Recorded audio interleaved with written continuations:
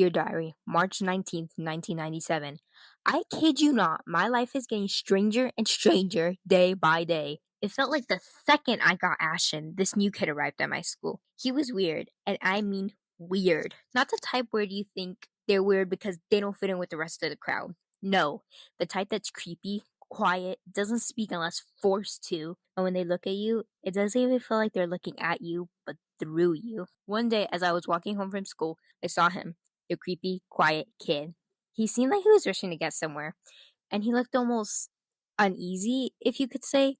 And even though I hardly knew him, I could also recognize this wasn't like him. He quickly looked around to see if anyone was watching him. He stepped behind a tree. From the sides of the tree appeared this black smoke. Then just as fast as it appeared, so did it disappear. Then out from behind the tree came Ashen? My jaw dropped just as fast as he started running away. I started to chase him. Ashen?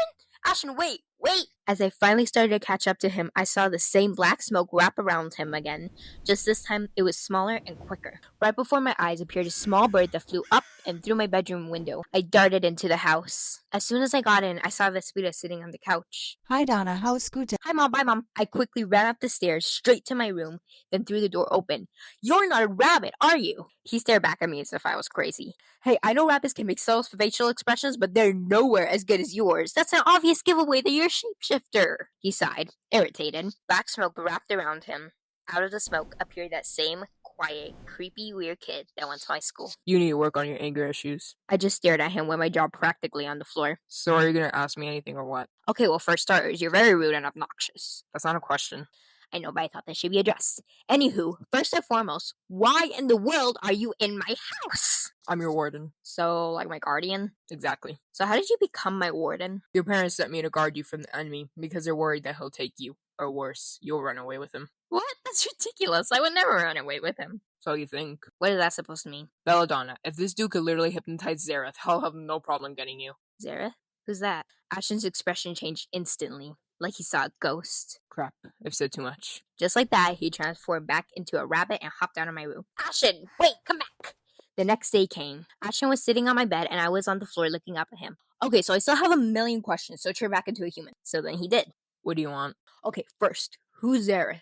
Can't say. At this point, I knew how stubborn Ashton was, so I moved on. Okay, fine. Next question. How did you become a shapeshifter? If I tell you the story, are you actually gonna listen and not do to me what you did to Vespita? What did I do to her? You completely brushed over her story because you're too self-centered.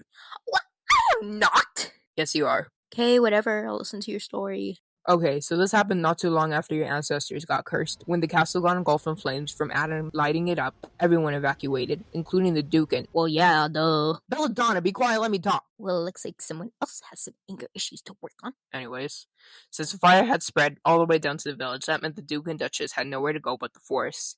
They had spent close to 3 months out there by this point when they saw him, Adam. Hello, Duke Valor and Duchess Isolde. Or should I just say Valor and Isolde, since you have lost your royal duties? He let out a sinister chuckle. Valor stared at him intently. What do you want, Adam? Haven't you done enough? I mean, sure, I could stop now, but why would there's still so much to do? With that being said, the both of you, join me, and you'll have somewhere to sleep, something warm to eat, fresh water to drink, and all you desire. Isolde stepped forward. What's in it for you, Adam? He tilted his head down as an ominous look appeared on his face. You guys become my minions and do as I say, or as long as you walk this earth. Both the Duchess and Duke looked at each other. Isolde nodded at Valor. No, Adam. We'd rather live out here and have to fend for ourselves than bow beneath someone whose only intention is to satisfy themselves. Adam's expression changed quicker than imaginable. His eyes almost glowed a soft red. Oh, is that so? I see then.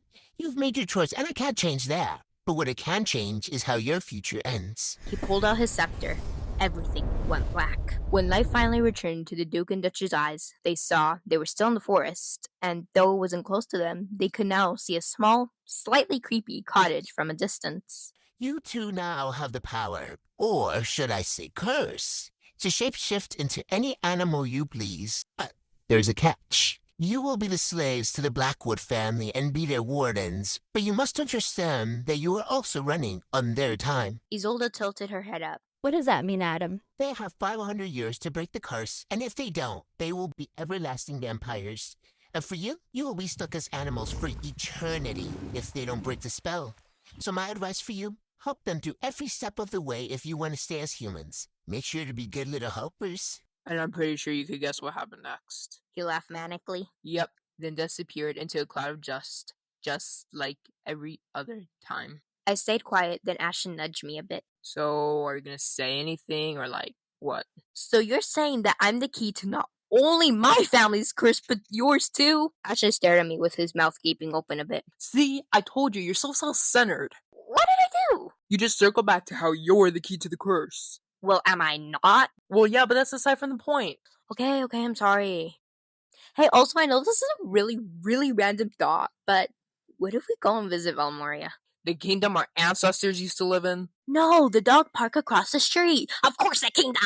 Belladonna, no one has been there since everyone got cursed. I've heard some of our family members even believe that Adam now rules over the kingdom. And if he does, who knows what would happen if we went? Well, there's only one way to find out. Pack your stuff. We leave tonight.